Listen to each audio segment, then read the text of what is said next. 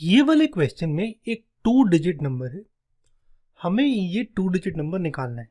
ठीक है, या जब भी 2 डिजिट नंबर क्वेश्चन होता है ना, उसमें 3 चीज़ें इंपॉर्टेंट होती हैं, वो देख लेते हैं। सबसे पहली चीज़ तो कि जो 2 डिजिट नंबर होता है उसका पहला वेरिएबल x होता है, दूसरा वेरिएबल y। ठीक है, मैं यहाँ पे एग्जाम्पल लेता हूँ आपको एक 2 डिजिट नंबर का, सपोज 13। ठीक है, तो यानी फॉर एग्जाम्पल x की वैल्यू 1 है, y की 3। ठीक है, अब आपको ध्यान हो तो ये जो पहला डिजिट होता है ये यूनिट्स प्लेस होता है, और जो दूसरा होता है वो टेंस होता है। अगर तीसरा डिजिट होगा तो हंड्रेड्स होता है, and thousands and so on.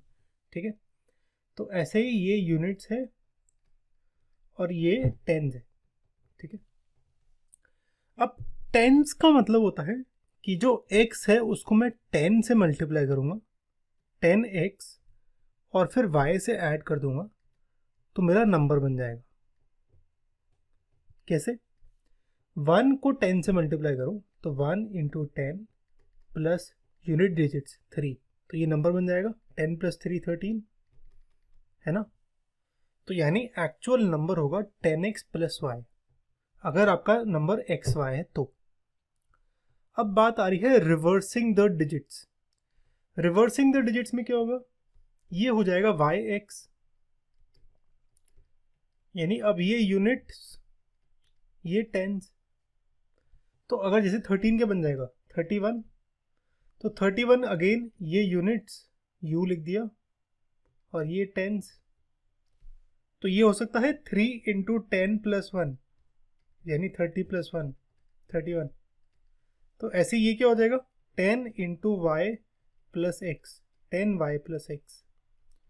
तो अगर नंबर एक्स वाई है तो वो होगा 10x प्लस वाई, और उसका रिवर्स होगा 10y प्लस एक्स। ठीक है, तो आपको क्या चीज़ें याद रखनी है? पहली बात तो नंबर एक्स वाई होता है, दूसरी बात 10x प्लस वाई नंबर होता है, और तीसरी बात अगर रिवर्स कर दोगे तो ये 10y प्लस एक्स बन जाता है।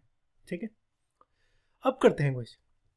तो पहले मैं नंबर मान लेता हूँ x y, x tens place, y units place. तो लिख लेता हूँ let digits at unit place भी है y, digit at ten place भी एक्स। गिवन है नंबर, और अगर इसको रिवर्स कर दूं तो इन दोनों का सम है 66। नंबर था हमारा 10x plus Y, reverse number था 10y प्लस एक्स। एग्जाम्पल भी दिया हुआ है राइट साइड में, जैसे 18 है तो ये है 10 इंटू 1 प्लस 8, ऐसे ही 27 10 into 2 plus 7 and so on. तो अगर एक्स वाई नंबर है तो 10x प्लस वाई होगा, और अगर रिवर्स है तो 10y प्लस एक्स होगा। ठीक है, यही समझाया यहाँ पे। ओके, तो इन दोनों का सम कर दूंगा अगर, तो ये आता है 11x plus 11y equal to 66। 11 common निकालता हूँ, अगर 11 कॉमन निकालोगे तो ये आएगा x plus y equal to 66। 11 को डिवाइड कर दो, x प्लस वाई आएगा 66 बाई 11 यानी 6। ठीक है, और गिवन है digits of number differ by 2, यानी अब मेरे दो डिजिट्स क्या हैं? x और y, इनका डिफरेंस है 2।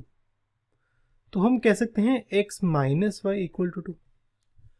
लेकिन एक और केस भी तो हो सकता है कि मेरा y बड़ा हो, तो y minus x equal to 2 भी तो हो सकता है ना।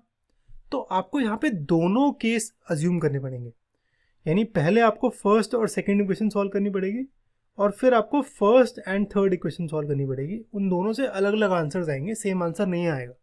ठीक है, हम करके देखते हैं। अगर फर्स्ट और सेकंड इक्वेशन सॉल्व करनी है तो एलिमिनेशन से क्या करेंगे?